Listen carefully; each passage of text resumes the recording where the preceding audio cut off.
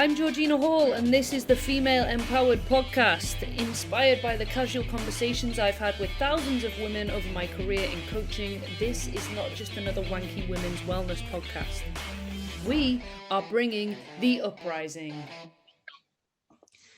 Hi friends, welcome to the Phemale Empowered Podcast. I'm your host, Georgina Hall, personal trainer, online coach, and offerer of opinions on all things. Today, I'm joined by Declan Flynn, who is not just a PT, as his Instagram would have you think. He's also a landscape gardener, horticulture extraordinaire, and a medium. Yeah, I wear many caps. How you doing? Hey, Declan. How was that? So for you? How would you would you change? Would you add anything? I could add other skills and jobs I've done as well. I've worked in an office doing admin. I've also trained as a civil funeral celebrant. I've not done a funeral, but I've done the course for it, and I've been a merchandiser, garden centre manager. So many caps. Have you got a bit of a thing about dead people, Declan? I've been around them that long. It's a normal conversation for me, and I say to my mother, I was talking to somebody, so and so today, dead or alive. Is that what she says? That used to be a regular thing that was said. Yeah, it's just normal conversation in my house. Oh my God! Right, we need to come back to this because I think the first conversation that we had, we were talking about this came up that you're a medium, and I was like, what the hell? Yeah. And the story blew my mind. So we will come back to that. We will cover that. But we'll just give a little bit of background for the listeners. The reason that Declan and I ended up being put in touch was because we both did a panel on Sporting Islands Pride. Sporting Pride Ireland, yeah. Pride Island. I knew it was something like that. Same words, one order. So yeah, we did that, and it was a good chat. That was just over a month ago that we did it. We had our questions kind of laid out by Sporting Pride Ireland and Gay Community News that were hosting it, and yeah, we did a good hour chat amongst ourselves then too, and just throwing our opinions, our viewpoints on it. Much as I've heard your previous podcasts as well. Just go with the flow and that go roundabouts of conversations and then going off in different directions. I've got my coffee. I'm ready to go. I've been out specially and got it lined up. I've had coffee. I'm just topping up my water. I have been told that I've got very polite drinking etiquette because I was with someone one day. I'll not say who. And some of the people I was like, oh my God. Every time they like their drink, I was like, ah! I was like, no gulping on the podcast. You can sip gently. So we talked about all things queer, didn't we? Really on that. We did cover fitness and kind of the barriers to exercise that queer people face. So we covered that as well. But the reason being, we are both personal trainers. We both work in the fitness industry. We both identify as queer in some respects, and that's why we got put in touch. Like, I feel like we're very kind of aligned in what we do. We have a similar. And you doing your gardening as well with your clients along the way, and I do PT sessions in a garden. I'm so to the garden right now, Declan, honestly. Yeah, that's what I said the other day, the variation of a goblet squat picking up a plant pot. You can use anything in the garden, and I love being outside. I love being outside with my clients. Like some people, obviously you and I spend all day outside, but I'm a big advocate of get outside to everybody. Like even if you're not ready to start kind of hardcore exercise, or you start lifting, or you're not in a position where you can join a gym, or you don't really know how to eat right for what you want to do, just get outside. That's the first move. Get outside. Take your water with you. Go outside. You'll feel so much better. Yeah, I'm myself, and I dragged David in with me on Saturday to do a garden, and we're 8 hours weeding and clipping and dragging bags up and down flights of stairs to get in and out. It was a workout in itself, just doing garden. And we were exhausted halfway through. They got to a point where I can't do this anymore. And I just got my second jab on the Friday for my COVID jab vaccine. So like my arm is already a bit dead, and I'm trying to lift these skip bags up and down flights of stairs and that to get in and out of the back garden. And that I was exhausted from doing it, and my back was in bits when I woke up yesterday morning. But that was just as good as doing a workout in a gym as well. Sometimes a little bit even more intense because you're constantly going for the 5-6 hours. It's exercise. I said that to someone the other day. I met someone for the first time, and she was telling me that, you know, she doesn't do any exercise and she put a bit of weight on the bar. And I was like, what do you do for hobbies? What do you like doing? And gardening came up. I was like, well, first of all, gardening is exercise. If it gets your heart rate up and it's hard work, it's exercise, it counts. And plus, you're outside, you're getting all the benefits of fresh air, vitamin D, feel good hormones. But I tagged you with a story the other day, didn't I? Because I was weeding. Yeah. I had the hoe out, not Anna. Yes. And I was getting into the weeds. Oh my God, my back bits. I was only there for a couple of hours, and I was like, bloody hell, I don't know how people do this all the time for the job. Yeah, like I was 4.5 hours on Friday doing it, and then 7 hours on Saturday, and it was just like a bit of a jungle. But like you're stretching, you're reaching, and that you're using every muscle in your body in every different direction, then too, and even just walking about, you're doing like 7 hours of walking, and like you're practically that's the length of time it took me to do a marathon, and I'm doing that in someone's back garden. So like even that alone is a great fitness level, just to improve your cardio. Well, you hear the words functional training thrown around quite a lot. Exactly. And it's like people go into gyms to do functional training, like kettlebells, ball slams, all that kind of thing, which great. But if you think about the functions that humans are designed to do, primarily walking, and taking things up, putting them out, you couldn't get more functional than gardening. Yeah, exactly. With my clients, I always say with the kettlebell deadlifts and that, and doing the RDLs, heavy bags of shopping. You're lifting your heavy bags of shopping. We're all going to do it every day, every week. And when we go out, we're going to have that as a regular activity. That's why you need to do that. Yeah. You could do that with your bags of compost. Oh, yeah.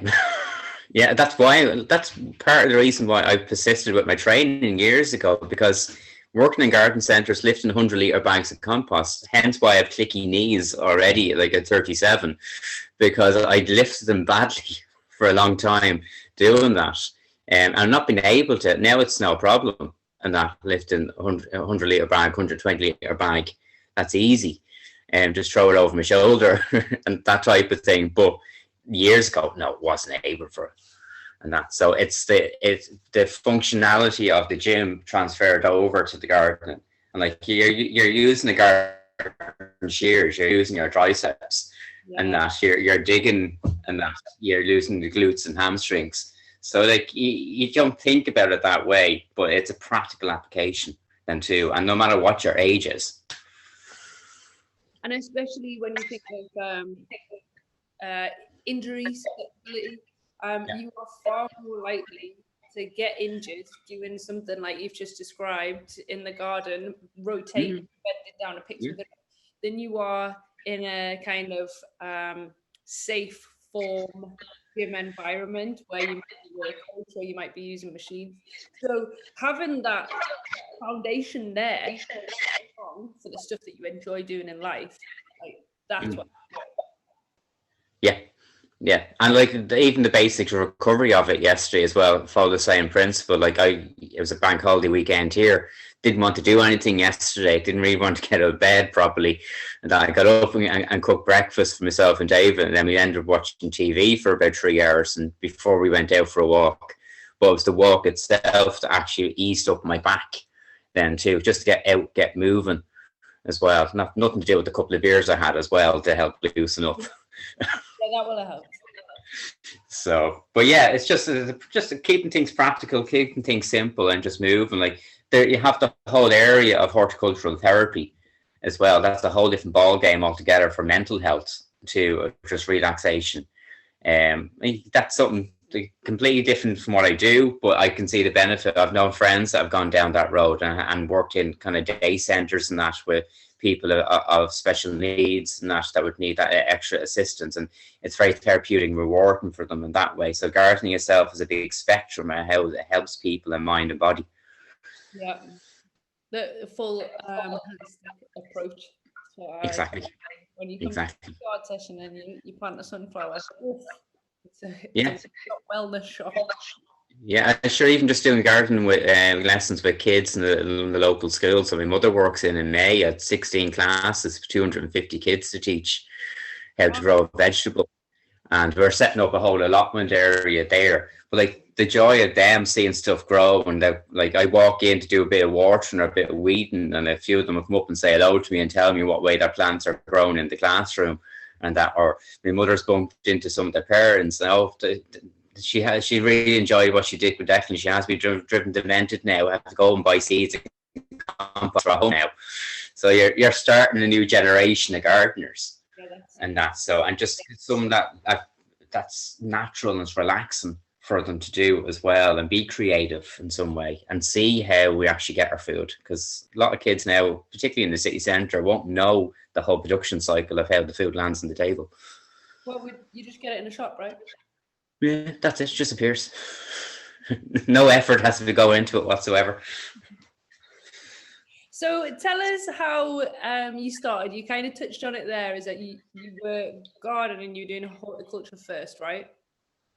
Yeah, I did horticulture. I was given pack of seeds when I was 6 and went down the whole road of loving plants, growing plants for myself. Did it in college, did a certificate course, went on to do a degree, an honours degree, which was always funny because we were the guinea pigs for the honours degree the first year that was being done in the college. So it ended up not being a science one, more of a business one. But and interestingly, we had to compare our garden centre management to an operation of an airline. Totally different. But yeah, I think we all. It's a totally no. There's no real comparison whatsoever. Can I take your bag, please? Can I take your compost? But no, that's why I went down the whole road and just thoroughly enjoyed the gardening side of things. And that was me becoming more independent as well, living away for a couple of years in college too. And that's what I knew as well, that my gay side was starting to come out a little bit. And I was never out to myself fully, but I know my interests went that way, just in watching and thinking and that way. But it wasn't until years later, because I graduated in 2006. It wasn't until 2011 that I came out. And then that's when the fitness journey started after that. And so, because, the impression of it. How much harder is it to be openly gay in Ireland, do you think? Now I think it's a lot more accepting. There are still issues, and there is still inequality. There's still at the moment, like there's Pride season as well around the country. So Dublin Pride has been in the end of June, but we have Cork Pride and Belfast Pride was only on this weekend. And then I think it was in Mayo the weekend as well. There's some pride flags were being vandalised and torn down. Waterford had it several weeks ago as well, around the Dublin time, where flags were still being vandalised and taken down, but the council kept putting them back up again too. So there's been push forward in one way. It's been great, but there's still a lot kind of antiquated views as well out there too. So like I can't say there isn't, because there is. And that, but like there has been progression. There is more couples walking around holding hands, more obvious now than since the marriage equality referendum than there was beforehand. And when was marriage equality in Ireland? May 2015. 15, yeah. So it's been a while, but it's still, even with that, not everything has come together with the laws for that. So if me and David have a child in the future, as it stands at the moment, if it was biologically David's child, I wouldn't be recognized as a father. And that was supposed to be brought in, and it hasn't been as well. So they brought steps towards it, but it still hasn't brought there on a legal end just yet. But like in general consensus, yeah, it is easier to come out. I've heard a story the other day of a 14-year-old coming out that in our school she took an active role in the LGBT group, like a committee that was within the school. So they see that there are schools out there that are being progressive that way, which is a great aspect to see as well. So there is that journey forward and more openness starting to happen as well. But it's still, it depends what part. We jokingly say, and with my friends as well, because one of the guys was from Roscommon, and Roscommon was the only county in Ireland that wrote no for the marriage equality. So, so there's always a running joke about that. So, sorry, go on. 2011, you came out, and the fitness came along with the coming out. Fitness came around. All like life aspects changed as well for me at that point. Came out. Parents are great. My sister actually said to me, "Oh, I thought you were going to tell me ages ago when you came home drunk one night." So she obviously knew. But like the fitness journey started a year later. I ended up to do a mediumship event, and a photograph was taken of me. I'm sitting in the middle of my friends, and I call myself the Irish Buddha, and it's just this lump sitting in the middle of the sofa, my friends either side, and I didn't see how big I was. For my height, like I'm 5'3", I was 84 kg, and that's so. Yeah, so that's pictures of you and David on Instagram, and I thought, oh, David's tall, but David's 6'3". There was a full foot between us, and that. So yeah, so that was, my father would have said to me at the time of the year or two before, and maybe look at losing weight or that, and I was in denial of that. I didn't see myself as being big, but looking back at the photographs now, yes, I certainly was. I was getting progressively unhealthy because I used to be in the Scouts, and then I wasn't able to keep up hiking with the Cub Scouts. Right. So those little trigger signs were there, but I didn't recognize it.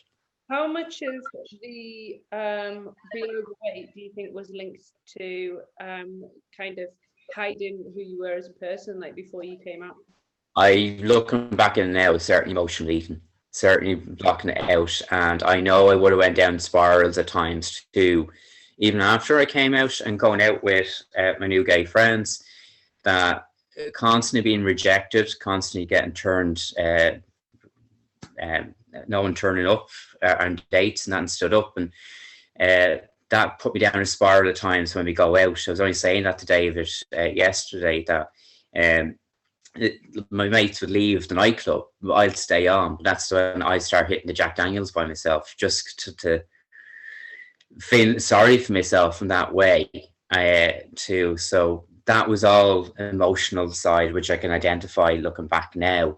And that would have been 11 years ago. I came out in St. Patrick's weekend in a little town called Hume in Galway. And that's where I came out there. And then I was doing mediumship events. And mediumship has all been involved in it, because the thing what happened that January, I got a message from the other side of life, my team, my family. Everybody, grab a cuppa and listen to it. And they just said, surrender to spirit, surrender to spirit. And I kept saying, well, I'm doing my mediumship work. I'm doing my courses, I'm attending, I'm doing my readings and demonstrations. Like, what else can I do? They meant surrender to my spirit, surrender to me. And I came out 3 months later, and then the mediumship rocketed as well. The emotional suppression had lifted. The mind had opened. Wow. And then within a year later, that's when I started the weight loss journey, and the fitness started. Like, I did go to a PT in one of my local gyms.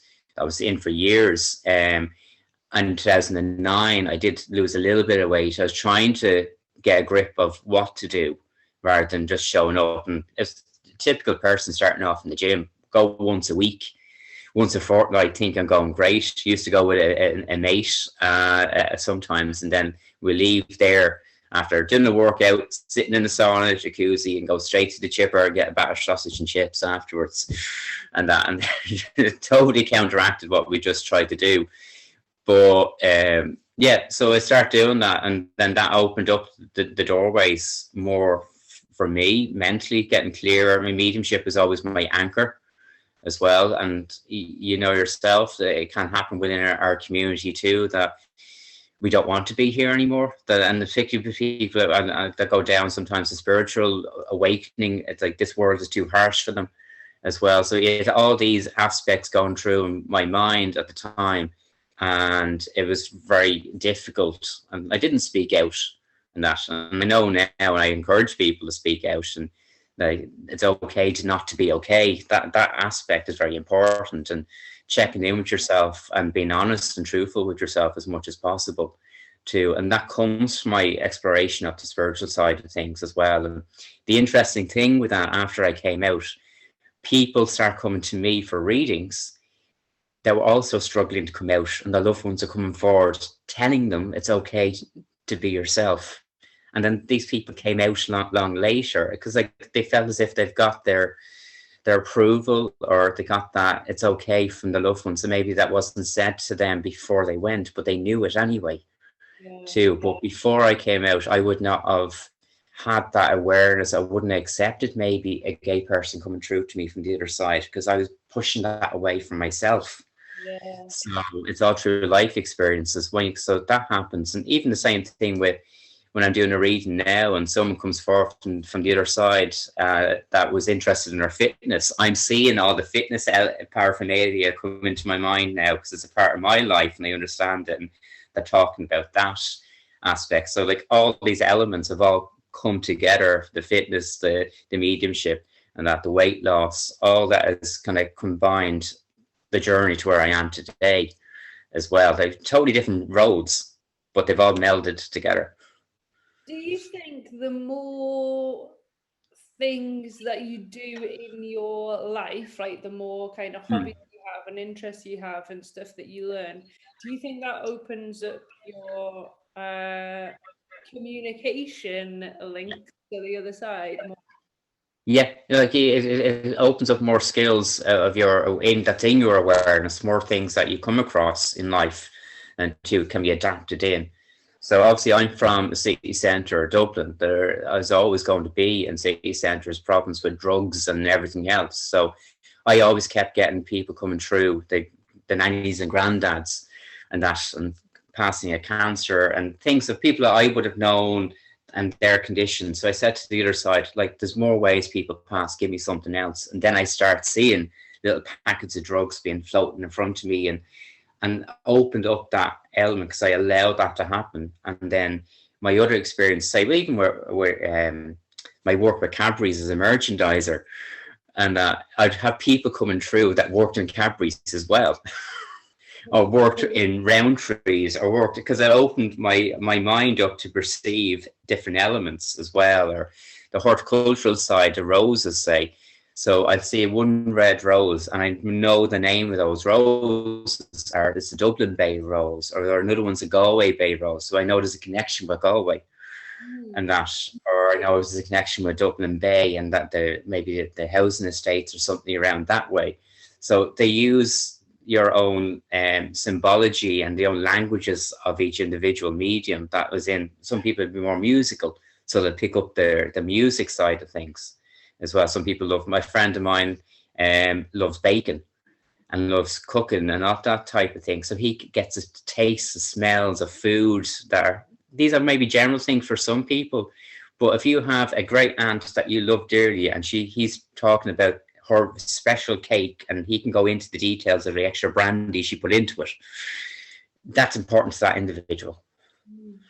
And that, but like for me, yeah, the horticultural side was combined with the mediumship element, but I also, with the mediumship, the fitness side was important for me because of an area mediumship I was trying to develop, and I will get back to developing a physical mediumship where things physically happen in the room, but my body, I felt, needs to be healthy enough for that to happen, because the stress is on the body with this element of mediumship as well. It's a rare form of mediumship, where things, you sit in a proper seance environment and tables levitate and drop, objects move around you, all connected to this nervous system of the medium. So that's all there. So I felt as if I need to get my body physically healthy to some degree for that to happen, because I need to recover, like the way you recover from a workout. I need to recover from those events as well. Oh my God. So have you experienced that? Have you experienced like, oh my God. Yeah, it was through other mediums and then through my own mediumship as well. Like I used to have a spiritual center, and every Monday night, 8 o'clock for nearly a year, we set in seance where 5-6 friends, up to 12 people would sit with me, and would have things like good sized dinner tables, lifting and dropping and dancing to the room to the rhythm of river dance, with nobody touching the table. Everyone's holding their hands. I'm, believe it or not, and it's not sounding kinky, but I'm cable tied into a chair to show that I'm not moving. And my legs our ankles are tied into the base of the chair. My arms are tied to the arms of the chair, and everyone else is holding hands. And this table would levitate and drop and move around to the rhythm of river dance. And everyone would witness. Now, yes, it's in a dark environment, but we put luminous stickers on the table so we could see where everything was. But then we'd hear other phenomena happen, and people feel hands in their shoulders and of someone walking behind them, yet their back is to a wall. So that type of environment would happen. So, but that was true, again, the energy that would come from the medium and the sitters as well. So for me, and yes, there's mediums of all shapes and sizes and health variations. But for me, in my mind, from what I've received from Spirit, I need to be as physically healthy as possible. So when I do get to have my own home with David, I'm going to dedicate a room so I can sit and develop that. And that maybe is if I had a garden shed, which is also like my own personal gym. It's the workout environment, but it's also the spiritual environment as well. So if you combine it all together. How does David feel about the dead visiting? It's interesting. Like, he's had his own experiences. Like, after his mum passed away, he's seen her and felt her being around. So that was interesting on our second date when I had to tell him. When I always try to bridge that with guys, if I went on a date and they want to add me on Facebook, and they, do you like the film The Sixth Sense? See what the reaction would be. But no, he was fine with it. I do my mediumship work in this room, and like he would walk in and he'd say, "Oh, how many people are in here?" Like he's a medium himself. He has an ability that's there. Right. He's sensitive, so it doesn't bother him, and that he doesn't want to have like direct contact, and that. But he doesn't mind feeling the presence of someone being around, and that. But it's on its own terms, and they will do that. They will respect that. I've got images of Klaus from the Umbrella Academy. Have you seen that? No. He talks to the dead. Yeah. But no one so else. I always say it's like Whoopi Goldberg without the drama. Yeah, very Whoopi. Tell us the story. I believe you were in America when you were doing your horticulture stuff, and that's when you first. Yeah, when the mediumship first started, yeah, I was over in California the first time, the other side of the world by myself. I left my 5 friends from college in Columbus, Ohio, because we went to university there initially, and they went off to work in landscaping in Long Island, and I went to work in a plant nursery in Northern California, which is a extremely remote place. And that's like the nearest town was 20 miles away, and I had to cycle there to get a travel adapter plug with roads that was like inclines. Basically, it was hard to walk up the road with the bike, and that's so on Highway 101. And they just kept tearing me down, saying I know nothing, and I had no aptitude for plants whatsoever, no aptitude for horticulture. I couldn't even water a plant, is what my boss was saying. Oh, wow. Week in, day out. and it just got down on me too much, and I didn't believe in anything after the time. And that, so this is 2004, 4 years after my cousin, who was like a second mother to me, she's a second cousin, but like a mother to me as well. Herself and Mum were raised together like sisters. So if I wasn't in my own home, I was always up in hers. So after she passed away, after a series of people over 8 years, like died one after another in my life, it was just too much. So I walked away from anything kind of spiritual or religious like that. And I said when I was in this this nursery, Nanny and Breda, my cousin, if you're there, if you love me, show yourself, because I can't deal with this anymore. And that was just too much. Like there was no TV, no radio, and that I was there for 3.5 months. I was supposed to be there for 8, and I left early. But just about 3-4 weeks before I left, I did this. Said on the Tuesday, Nanny Breed, if you're there looking after me, show yourself. By the Saturday night, I was the only one on the 15-acre property, and I heard my name being called just as clear as Georgina as I can hear you speak.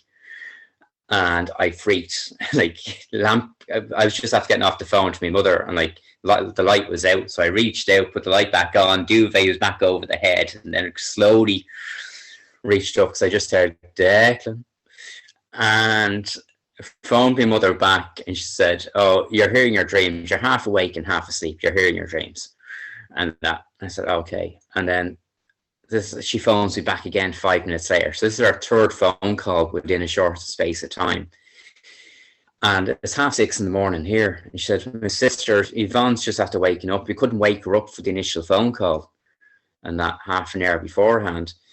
And she said, "I'm after having a weird dream of Breda." She said she's just been to the nursery where Declan working, and Dad's after picking her up from the airport. She said she's been to California, left Declan a message he understands. So for me, that showed the intelligence of the other world, that Yvonne's unconscious in Dublin, seeing Breda speak to her and pass on a message that she's just been with me.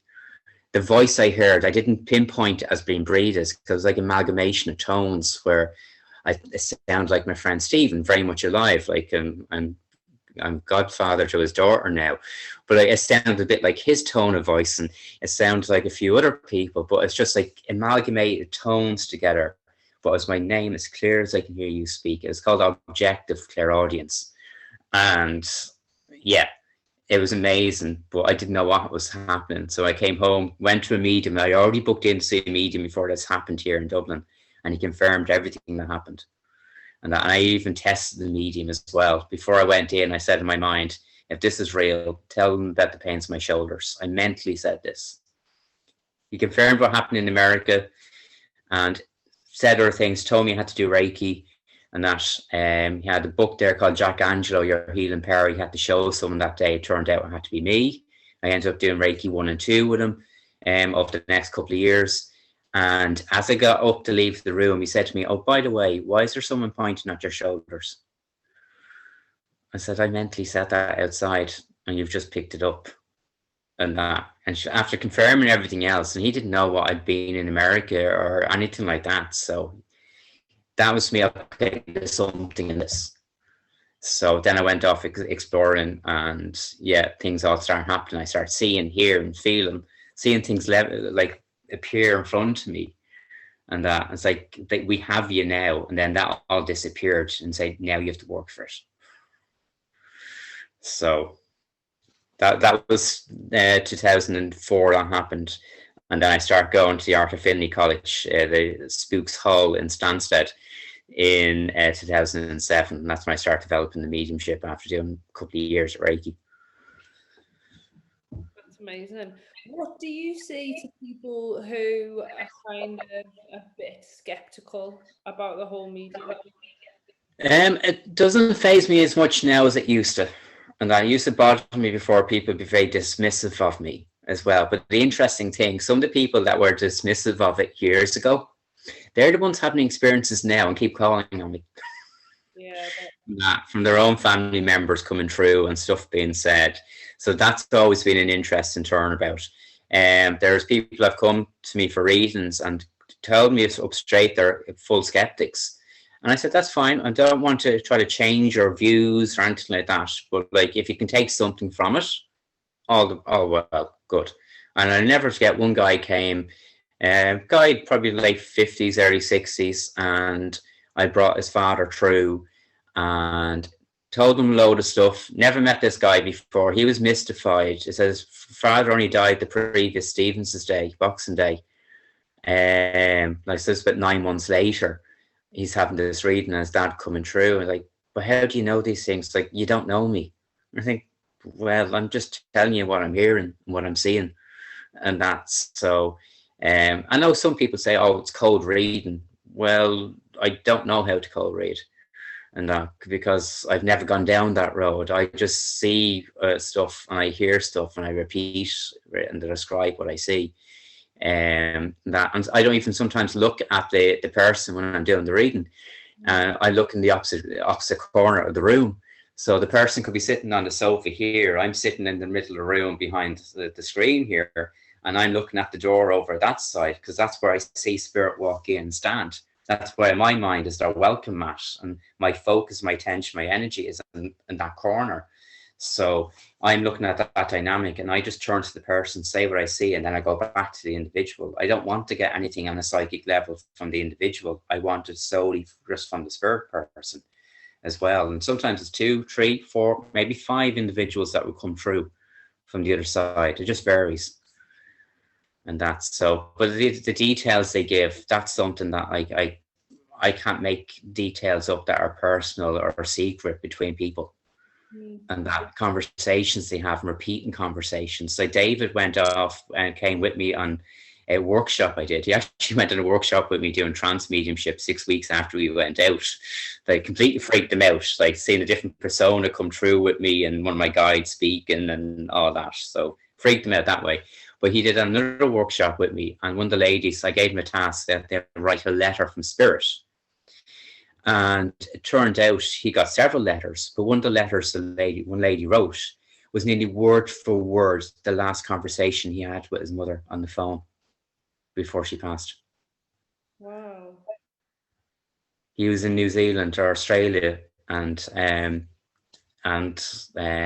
she was here in Dublin, and it was word for word accurate. He said that many times to people too, so he was just mystified how that can happen. So some people, you can give them all the proof under the sun that it's their loved one, but they can still reject that, and that's their own business. Yeah, as well. It's one of those things, isn't it? It's like when people say, well, you can't prove that it exists. Like, well, you can't prove that it doesn't either. Yeah. Do you think that it's foolish to think that, like, everything that we can see that is physical matter is it? Yeah. I think that I always look at a basic aspect that you can see I'm wearing this color right here. I'm wearing this red color, but the tone of red that I see and what you see could be totally 2 different things, but we're about right. You know what? I had this conversation with Amy Lavelle, the therapist, when we were talking about everyone's views of the world being subjective. And a classic example was that gold, was it gold or black or gold or green that went round the internet? And oh yeah, two ones like that, yeah. Yeah. So yeah, I think. And that's like the world around us. The world around us. Some people can see that a little bit more than others. We're not special. We're no different. We just have a little insight as well. Like I know tutors in mediumship that are doing the 60, 70, maybe even 80 years, and they're still learning. And there's so much more out there, and mediumship is constantly developing as well. So, but we don't have to be 100% fit and healthy to do it. As people from all walks of backgrounds, all abilities, all ways of life that do mediumship. But I just knew for myself that I had to get my body healthy in one way, because for me, healthy body, healthy mind, healthy kind of feeling of an atmosphere around me. I'm clearer, I'm calmer. And the more I'm doing that then as well, the more I can perceive the other world.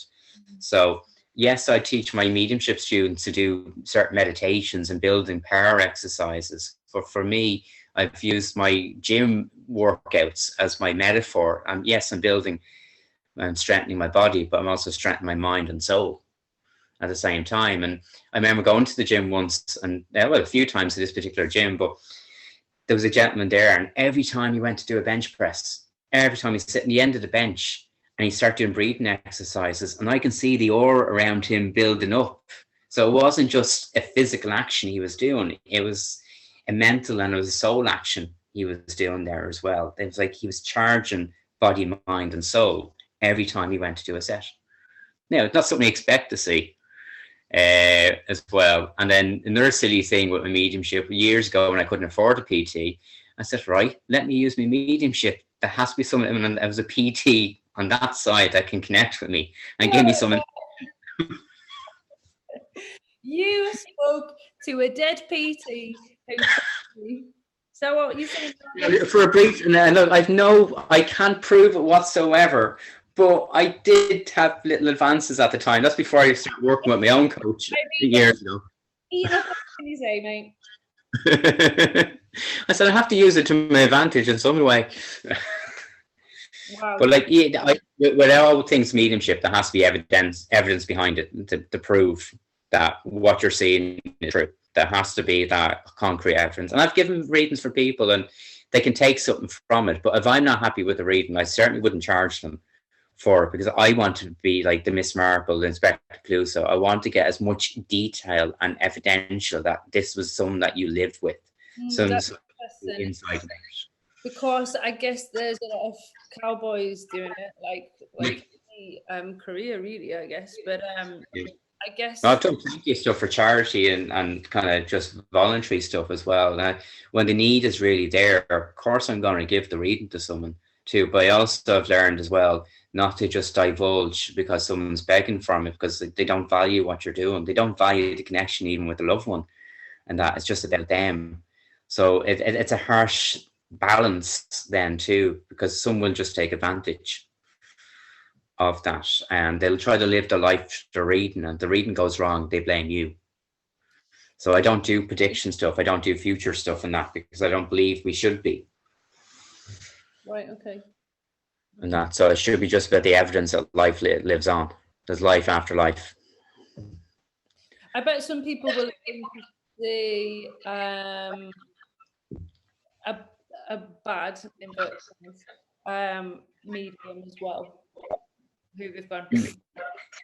Yeah, there's people out there that use there's a showmanship side to them, and they take advantage then too, and saying stuff that's on purely on a psychic level and calling it spirit, and it's all about the demonstrator and that, and they're making the dramatizing it as well. And even if these things were real in people's lives, you certainly don't say them in a public forum. And that this is something that's said privately, like about people's really core private lives as well. And it could be someone cheating on someone else, and no spirit is going to open out and out someone for doing that in a public forum. And that there's an ethics behind it. There's a discipline. But unfortunately, some people that doesn't exist. And that this is what could spirit tell me. Well, no, spirit won't do that, because they have a love of nature, they have an ethical way of working, and that's so. But it's all about you. So it's ego, and we all need ego. We all need to get up and do stuff. I call ego edging God out. If you're doing work on behalf of the great power, great spirit, whatever way you want to call it, and that you're not edging that out. You're working with it. But yes, you can overdo it, and it's all about you then, and it's nothing to do with me. I'm just the messenger, I'm just the voice, and that I can't do it without that side as well. So yeah, this is so I feel like I want a spiritual reading. Yeah, we'll do another one off camera sometime. Yeah. And that no, none of your secrets coming out. But it is something that it's freed me. Like that was my big joy for about like the first from my early 20s to just before I met David. Now with meeting David, I'd focus on that a little bit more. And with going down the fitness road now as well, becoming a PT, it's more earthly stuff more physical stuff I'm doing, and like the mediumship stuff, I haven't really done much of that, apart from a few trips to the UK and Canada the last few years. But I'm not actively doing as much as doing. Like I used to have like 3 classes a week in the sitting room, and that 3 nights a week at one point before I had my centre, and I was constantly doing mediumship. But there's only so much you can do with that, and I need to focus some on earthly side of things as well. So Dave has been my only relationship I've ever had as well, and just the balance came in right. I always knew there was only one individual out there as well, and it's amazing that the same connections have always been there. Like he was in the same dance school as my sister 25 years ago, and that they knew each other. His sister's mother-in-law is best friends with another second cousin of mine, which I go to every Christmas night, and she's our neighbor. And there's all these little connections were already there, and that too, with the same interests and backgrounds. And again, the mediumship kind of just sealed it as well, that he had that understanding of it too, because that's a big part of me too. And he's interested in the fitness side of things as well. We do some fitness stuff together too. So yeah, so it brings a lot of harmony together, and that's one thing we all need to search for in life, and some sort of harmony as well, some sort of balance, and be individual with it as well. And yeah, I can very clearly go off and do things by myself and do my own thing, but I can still meet up with friends years down the line that I haven't seen, just catch up and we carry on where we left off as well. And I think that should be normal to do that too. And have your friends from your fitness side, have your friends for your gardening side of things, but they all cultivate and come together as well, excuse the pun, too, because it's the holistic aspect of it, as you mentioned yourself. Like that's a big important way of living too, and incorporating the different elements of you and honoring the different elements of you as well. So if it's being gay, if it's even after being gay, if you have to go through a journey of still identifying yourself years down the line, you're going to redefine that a little bit sharper as well, to really honor your spirit and really do soul searching of it as well, and what really is your true image as well, and let that shine and reflect out as well. The other side see you as you truly are, so you don't need to worry about that. It's just how you are ready to take a step into that power as well. And one way you can visualize that, if anyone wants to do a very simple practice, see a beam of light in front of you that is everything you want to be, and actually step into it, a physical action of actually stepping into it. You're stepping into your power and that. And there's different exercises you can do with that, but it is something that you're embellishing and allowing your aura to accept and honor as well. So those who want to go down that road, that are open to that, that's one way of doing it.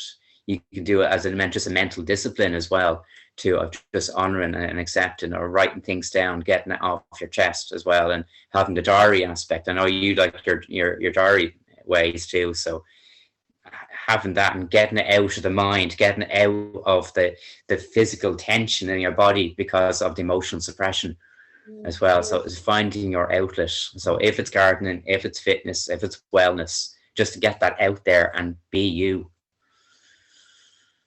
Amazing. Do you know what? I was going to end by asking you what your TED talk would be, or what message you would want to give to everybody.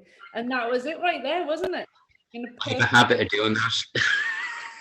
when I go to mediumship stuff, it's not just me talking. It's like the other side. If some people would see, and I know we're on camera here recording this, so anyone that's listening to the podcast, that I know the gentleman that works with me is standing right here. So anyone who's clairvoyant would actually, even on a video at times, and even through Zoom, when I'm doing classes by Zoom with the Canadian friends, and that they're seeing the individual stand next to me as I'm talking about mediumship. And sometimes I say stuff that people are about to ask questions of as well, because they know what's going to be asked as well. So I love that aspect, because they just show that they're aware of what's going on.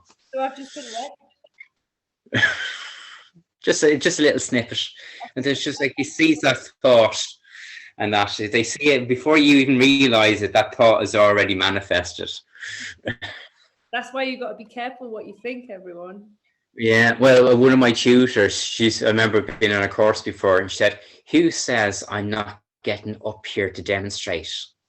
And I put my hand up. I'm not doing that now. Just get up here now. She just thought it, but she was able to read that within the room, and she honed in. She was staring at me anyway, so she knew.